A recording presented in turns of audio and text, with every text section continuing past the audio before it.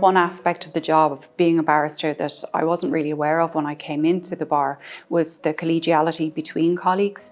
And sometimes, even though I could work in my office, I preferred to come in and work at my desk in the forecourts, because there's always an idea that you'd like to run past a colleague and you might bump into them in the corridor and ask them a quick question. And that's been a real surprise and a huge support to me. And I think for all barristers, the level of collegiality that there is, some extremely senior and busy lawyers won't hesitate to give you their time to just advise you on something, even if it's just to direct you to a particular book. And that's been something that's been hugely positive in terms of my relationship with the bar, being a barrister.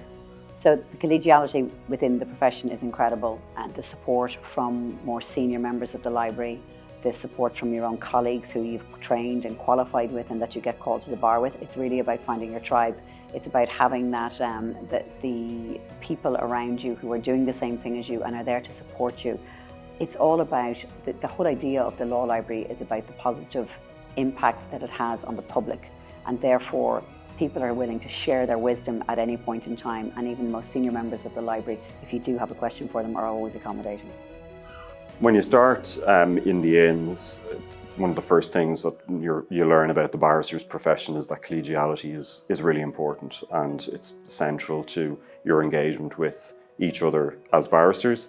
And I think that goes to your professional life in terms of how you treat your colleagues, in terms of your conduct around your colleagues, and it's part of the ethics framework. But it also means that you are willing to share information, share your knowledge with colleagues as well. And I think that's you're told that at the outset, and then you see throughout the Inns and then at practice that it is how things work, and it's an essential part of the profession.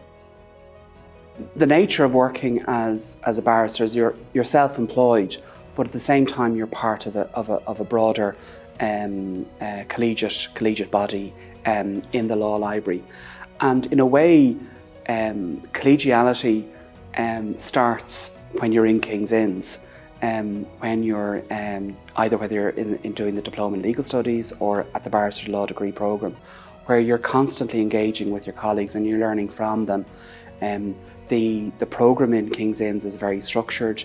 When you do the Barrister Law degree programme, there are plenty of opportunities for practicing your drafting and your advocacy, and through that you get great feedback, constructive feedback from practicing barristers who are your tutors, but then also you're getting assistance from your colleagues in the class as well.